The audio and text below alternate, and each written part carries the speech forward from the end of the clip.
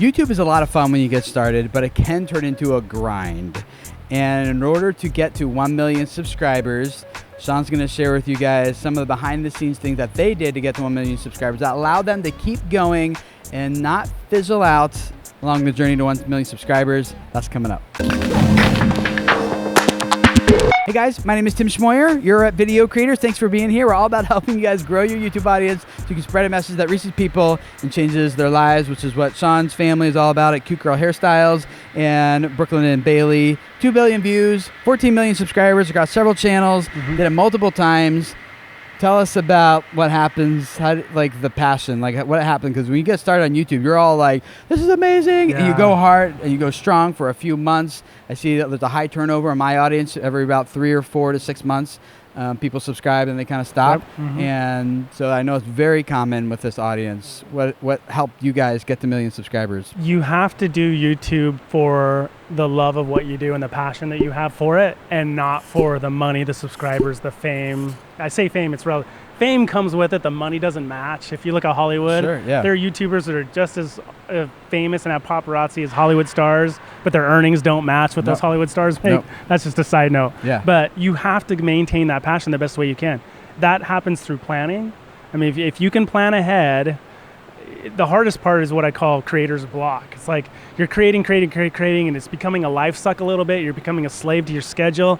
And before too long, you just you can't even think of what to do next. So planning is an essential part of that, but you have to do it for the love of what you do, because the moment you lose that, the audience will sense it and they will leave. They'll watch somebody else. And you see that happen so often. I mean, how many times have you seen people who grow, they get YouTube drunk, and then all of a sudden out of nowhere they do a video, I'm like, I can't do this anymore, it's overrun my life, I need to take some time away from myself. It happens more often than you think. What are the things that happened in your family where you saw that was happening? Like, we're starting to lose our passion. You've been doing this for a long time. 10 years? 10 years, 10 years, yeah. So I'm sure just because due to human nature, there's times in your family, maybe you even personally just lost that passion. What types of things do you see surround that commonly for creators that leads to that they can avoid? Well, we've tried to manage the expectations of the viewer by not putting too much of ourselves out there, so our schedule is manageable. A family of 6 kids, they are all in extracurriculars. The girls, Brooklyn and Bailey, were on drill team all through high school. That's 20 hours a week. Had early morning Bible study. Like to be able to do that, we had to plan and we had to manage the expectations of our viewer. That's the only way we could get through it. Because if we were a slave because the viewers will always want more. They will always take as much as you give you, and then they'll drop you like a rock when they're done with you. So if you give into that and ride that wave, you're going to have a disastrous, surfing experience and wonder what the heck happened. What about for the viewer whose passion, and they're not going to say this, but for all intents and purposes, it's like, I want to make money. I want to stay at home. I work from home. I want to make videos, and the disappointment, like the passion dwindles when the views and subscribers and money isn't there the way that they were expecting or hoping. What do you have to say to that person? Every single time that I've seen somebody come into YouTube for the wrong reasons, because they talk to us or other successful YouTubers and think, oh, I can do that. I have a great talent for this. But their vision is on, I can make money. I can be just as famous as they are. Every time they do it for that motivation, they are sorely disappointed. Because it takes a while to ramp up. It does. It takes a while to get a check that is somewhat meaningful. And for an average family, that break-even point of being solvent from bankruptcy to solvency is $400 a month. Well, what does it take for a family to get to $400 a month? That can take a year or 2 on YouTube, or 3 to get to that level. What a lot of you guys don't see, well, what you do see are the channels that are growing really quickly. People that are getting like tons of subscribers. You see people opening surprise eggs or whatever, and you're just like, 150 million views, like I could do that. I could do that. So you go out and buy $150 worth of surprise eggs, but what you don't see are the thousands, tens of thousands of other channels who are trying to do the same thing. Correct. Because they're not at the surface. So yes, there's potential in every niche, but I feel like I'm disappointing people. We're not trying to kill your passion, but it is the reality. I would say, if you see other people are doing things and they're making a lot of money, opening Kinder eggs or whatever it may be, if you're going to do that, do it, but do it in a unique and creative way. Add some differentiating value that separates you from them, so that you have your own way. So you're you provide more value than they do. Yeah. That would be my advice to anybody who sees an opportunity. I can do that.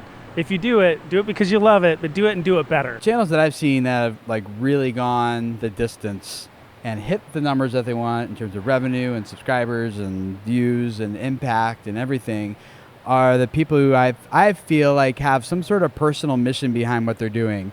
Like it's not always just about, like in our case, teaching you guys how to get past 1 million subscribers. It's actually getting past 1 million subscribers so you can impact people's lives, right? And I'm not saying that needs to be it for everybody, but I know you guys have a family mission too. That's behind, that drives what you do and why you do it. And I feel like when you have that mission behind it, it's harder to give up, and it's easier to be like, you know what? I got 10 people watching this video. 10. Like I flew across the country right now to talk to a group of like a couple hundred people in a room. And I left my wife home with our 7 kids for a few days, right?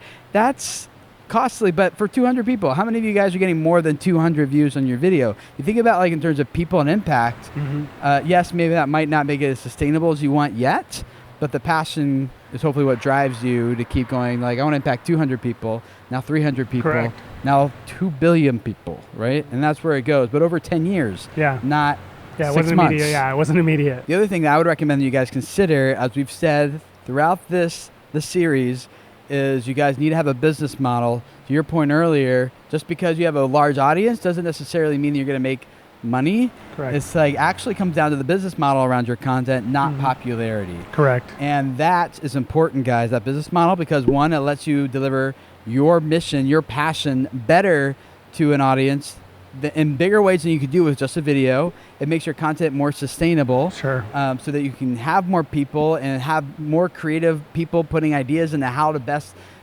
serve your passion and your mission to people in your audience. And it allows you to give more time to this. And all those, I think, all kind of interplay in terms of growing a channel so that you can serve your passion to people and really impact their lives. Absolutely. Hopefully one of the things you guys are picking up on throughout this series with Shaun is that this isn't really just about algorithm stuff. It's not just about tricks that you use to manipulate systems. Yeah, true. This is actually all about people and connecting with them through your channel. And it's also about yourself and your passion, but it's also about the other people in your family. Correct. Even if they're not even on camera. Correct. And that was a big deal for Shaun's success and how their family went past 1 million subscribers on multiple channels.